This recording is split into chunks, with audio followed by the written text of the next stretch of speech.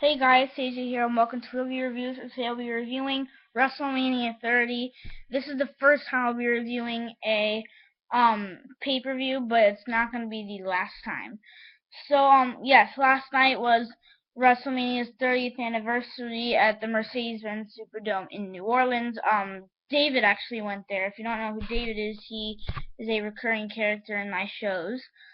Um, so I I can't believe I'm actually saying this, but it was actually one of the most boring WrestleManias I've ever seen. I've seen like 9 of them. I've seen 21, 22, 23, 24, 25, 26, 27, 28, 29, and 30. And I was actually there for 28 and 29. Um, but yeah, it was just, and there were a lot of surprises. So, but just shockingly just boring. So first, for the pre-show, there was it was a fatal four-way tag team elimination match for the tag team championships. It was the Usos, Los Matadores, the Real Americans, and Ryback. Um, so first of all, Ryback and Curtis actually have like a new um mashed tag theme. They used this entrance to Ryback's um music, but now it's like Mr. Perfect's music mixed with Ryback, so that was kind of cool. In the end, the Usos won. So first, Los Matadores was eliminated um by Jack Swagger. He locked in the Patriot lock and he tapped out. Then it was Ryback was eliminated by Antonio Cesaro. He hit the neutralizer. Then it came down to the Usos and the Real Americans, and like Jack Swagger was like on the ropes, and like the Usos threw Cesaro into Swagger, and like he kind of like speared him into his gut. So then Swagger was taken out, and then they hit like the double super kick to Cesaro and did a double like big splash off the top rope. So they won. I thought it was a pretty exciting match, but I thought it could have been like a little bit cooler.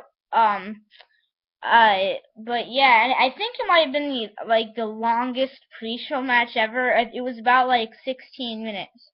I think the longest pre-show before that was like 10 minutes. I think it was Dolph Ziggler versus Damien Sandow at Battleground or something. So yeah, it was a pretty good match. And then first it started off with Hulk Hogan, The Rock, and Stone Cold Steve Austin. They all talked. I thought that was a very boring start. It's always a boring start when they have a host. Like for example, at 27, when The Rock hosted, he just sat there talking for 20 minutes when we could have been watching the first match. So I thought this was a very boring like time. Um, but I thought they could have done something cool about it, like maybe have a triple threat match later. But like they didn't end up saying anything about that, so I thought that was very boring. Then the first match was Triple H versus Daniel Bryan. And remember the winner would join the Randy Orton Batista match later in the night. Daniel Bryan would end up winning, with the running knee after he hit, after like he kicked Triple H in the face.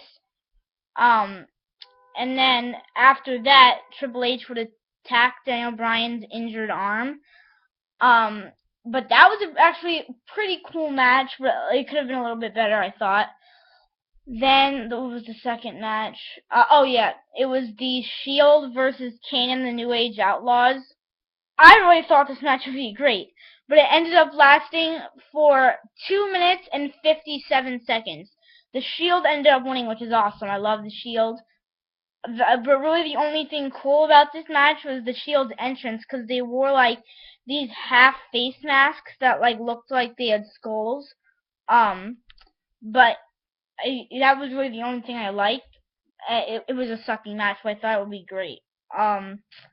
So yeah, and then there was the 30-man Andre the Giant Battle Royal. Oh, I forgot to tell you. after the pre-show, after the Real Americans lost, the Real Americans broke up. So now Cesaro's like good. Um, and then Cesaro was actually a surprise entrant in the Battle Royal, and he ended up winning by literally. It was almost like deja vu from WrestleMania 3 when Hulk Hogan body slammed Andre the Giant. But like in this, Antonio Cesaro literally lifted up the Big Show in like 2 seconds. Like it didn't even take him long to lift him up, and he then threw him over the top rope and won. And he even picked up the trophy, but it was like gigantic. And then what was next? Oh yeah, I think it was John Cena versus Bray Wyatt. I think this might have been the most boring match of the night, actually. I mean, John Cena ended up winning, of course.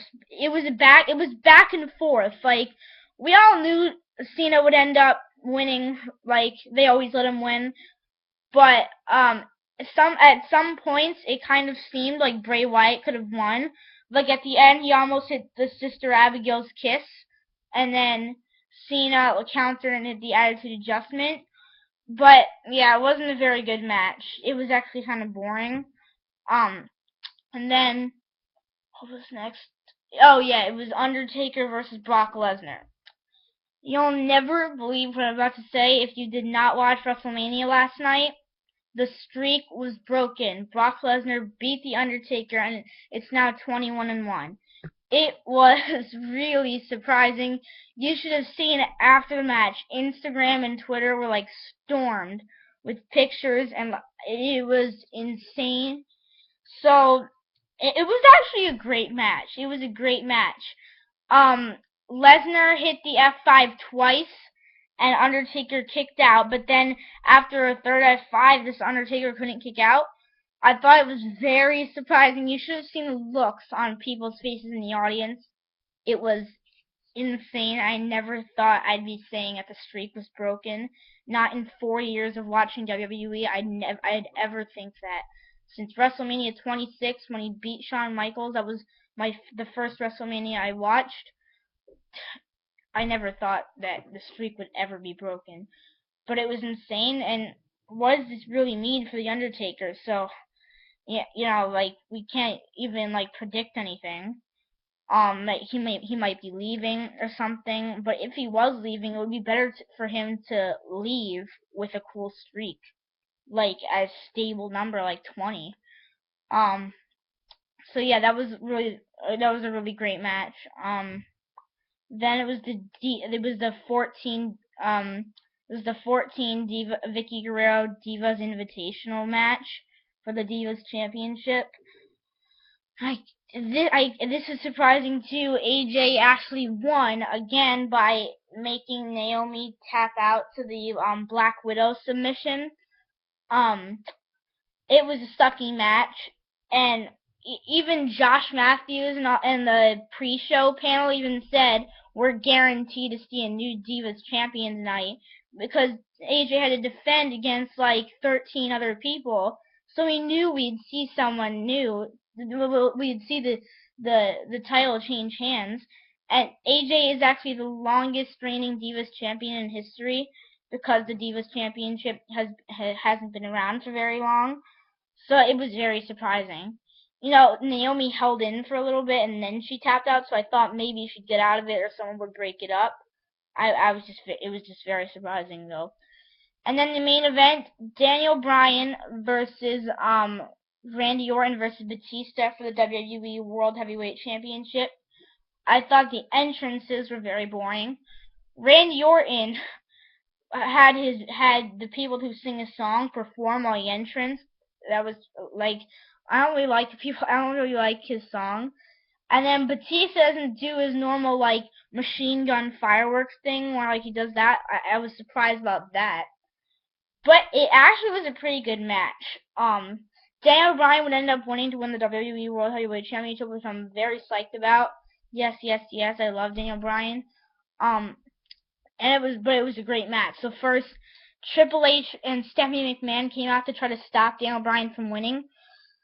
So, and then they pulled out the referee, and then the referee Scott Armstrong came in, and I don't know if you guys remember, but back in September, Scott Armstrong was the guy who screwed over Daniel Bryan at Night of Champions when he counted too fast when he went against Randy Orton for the WWE Championship. So then Daniel Bryan like kicked Scott Armstrong in the face, and then he went out of the ring, and then he like flew out of the ring and crashed onto Stephanie McMahon, Triple H, and Scott Armstrong. So that was really cool. And then this was amazing. Batista and Randy Orton teamed up to start beating up Daniel Bryan, and then Batista was going for a Batista bomb through the announcer's table. You'll never believe what happened.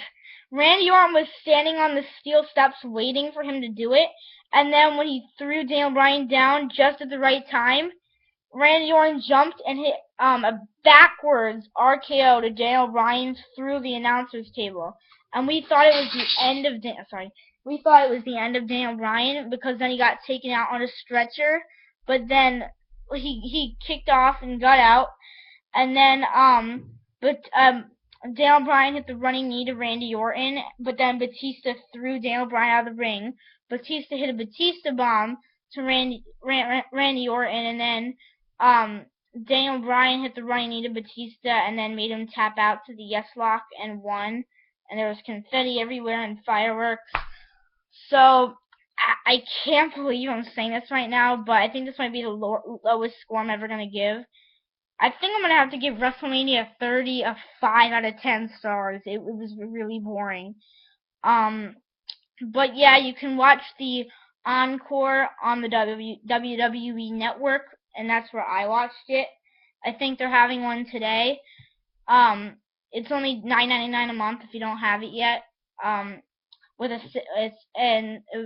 6-month commitment, I think. But yeah, you can watch that. But next year I will be at WrestleMania in where is it next year? Oh yeah, it's in Silicon Valley, California. Technically Santa Clara. It's at the brand new Levi Stadium. It's the new home to the San Francisco 49ers. And I'm also going to Extreme Rules next month, in May 4th, at the Izod Center in East Rutherford, New Jersey. So that's probably gonna be pretty cool. But yeah. So leave your comments and tell me what you thought about WrestleMania 30. And thanks for watching. Leave a comment and subscribe for more.